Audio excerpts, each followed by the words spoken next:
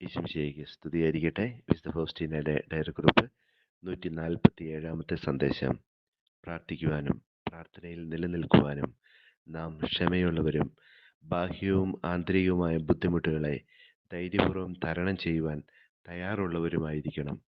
നിരുത്സാഹം, മരുഭൂമി അനുഭവം, ആത്മാവിൻ്റെ ബന്ധനം, പ്രലോഭനങ്ങൾ ഇവയാണ് ആന്തരികമായ തടസ്സങ്ങൾ.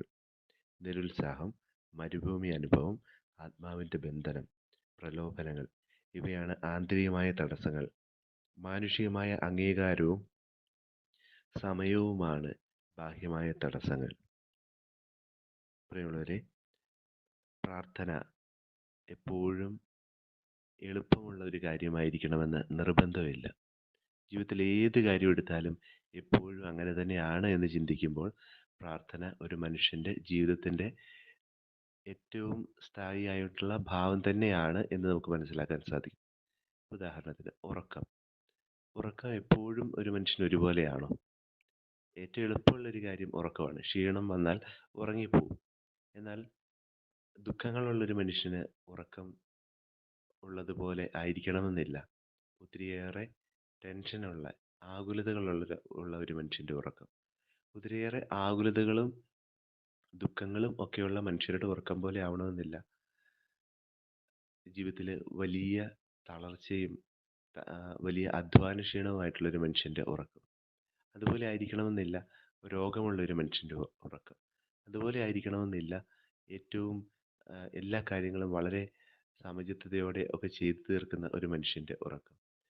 ഏറ്റവും എളുപ്പമുള്ള ഉറക്കത്തിൽ പോലും വിവിധ രീതിയിലുള്ള വ്യത്യാസങ്ങളുണ്ടെങ്കിൽ ഒരു മനുഷ്യൻ്റെ അസ്തിത്വപരമായിട്ടുള്ള ആവശ്യമായിട്ടുള്ള പ്രാർത്ഥനയിലും തീർച്ചയായിട്ടും അവൻ്റെ സാഹചര്യങ്ങൾ വ്യത്യാസങ്ങൾ സൃഷ്ടിക്കാം.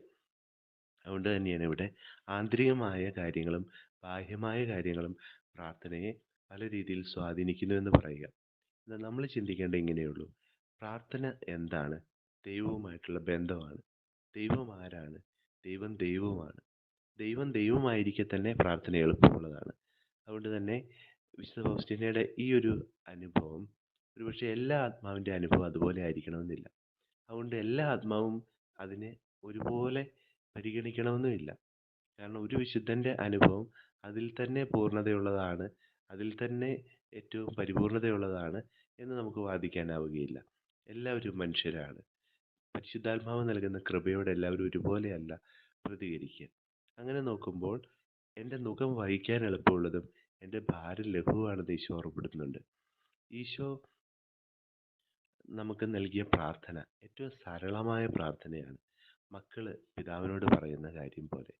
അതുകൊണ്ട് തന്നെ നമ്മൾ എന്താ ചെയ്യേണ്ടത്? ദൈവം ദൈവമായിരിക്കയാൽ ദൈവത്തോട് നമുക്ക് സംസാരിക്കാൻ നമുക്ക് വലിയ ജാടകളുടെ ആവശ്യമില്ല, വലിയ ആഡംബരങ്ങളുടെ ആവശ്യമില്ല. എൻ്റെ പിതാവേ, ഞാൻ നിന്നെ സ്നേഹിക്കുന്നു എന്ന് പറയുമ്പോൾ അത് പ്രാർത്ഥനയാണ്. എൻ്റെ ഈശോയെ, എനിക്ക് വേദനിക്കുന്നു എന്ന് പറയുമ്പോൾ അത് പ്രാർത്ഥനയാണ്. എൻ്റെ ഈശോയെ, എനിക്ക് നിന്നോട് സംസാരിക്കാൻ നീ ജീവിക്കുന്ന ഒരു വ്യക്തിയെപ്പോലെ അനുഭവപ്പെടുന്നില്ല എന്ന് പറയുമ്പോഴും അത് സത്യസന്ധമായൊരു പ്രാർത്ഥനയാണ്. എൻ്റെ ഈശോയെ, എനിക്കറിയില്ല, നിനക്ക് മാത്രമാണ് എന്നെ രക്ഷപ്പെടുത്താനാവൂ എന്ന് പറയുമ്പോഴും അത് പ്രാർത്ഥനയാണ്. ഹൃദയം തുറന്ന് സംസാരിക്കുക, സത്യസന്ധതയോടെ ദൈവത്തിനു മുമ്പിൽ വ്യാപരിക്കുക. ഹൃദയ പരമാർത്ഥയാണ് അവിടുന്ന് ആഗ്രഹിക്കുന്നത്. വിശുദ്ധ ഫൗസ്റ്റീനയെ പോലെ നമുക്കും പറയാം: ഞാൻ അങ്ങയിൽ ശരണപ്പെടുന്നു. നമ്മുടെ കർത്താവ് യേശു മിശിഹായുടെ കൃപയും പിതാവായ ദൈവത്തിൻ്റെ സ്നേഹവും പരിശുദ്ധാത്മാവിൻ്റെ സഹവാസവും നാം എല്ലാവരോടും കൂടെ ഉണ്ടായിരിക്കട്ടെ, ഇപ്പോഴും എപ്പോഴും എന്നേക്കും.